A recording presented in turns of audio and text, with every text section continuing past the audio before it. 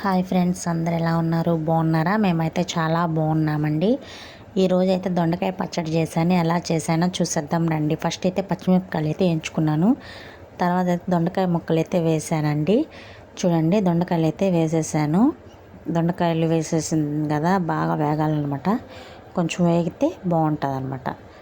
ఆ పచ్చిదనం అంతా పోవాలన్నమాట. ఇంకా పచ్చిదనం పోయేలోపు అయితే ఆనియన్స్, టమాటాలు అయితే వేసాను. ఆనియన్స్ బాగా వేయించుకోవాలండి. బాగా వేగితేనే ఈ కర్రీకి టేస్ట్ అనమాట. పచ్చడి అయితే చాలా బాగా కుదిరిందండి.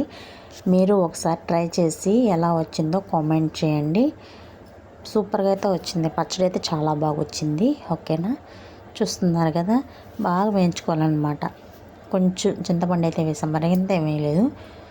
కొంచెం గోలీ ఉంటుంది కదా, గోలీ సైజు చింతపండు అయితే వేసాను. పులుపు ఎక్కువగా ఉందని చెప్పి మీకు కావాలంటే కొంచెం ఎక్స్ట్రా వేసుకోండి. ఓకేనా? బాగా ఫ్రై చేసుకోవాలి. బాగా ఫ్రై చేసేసుకొని నేను ఇంకా దంచలేదు, మిక్సీకి అయితే వేసాను.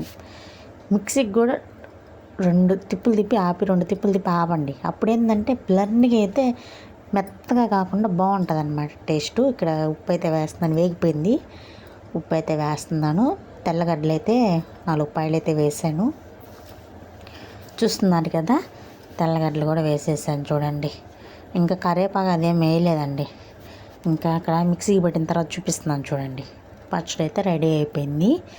కావాలంటే తిరగమాత పెట్టుకోవచ్చు, మేమైతే తిరగమాత పెట్టలేదు.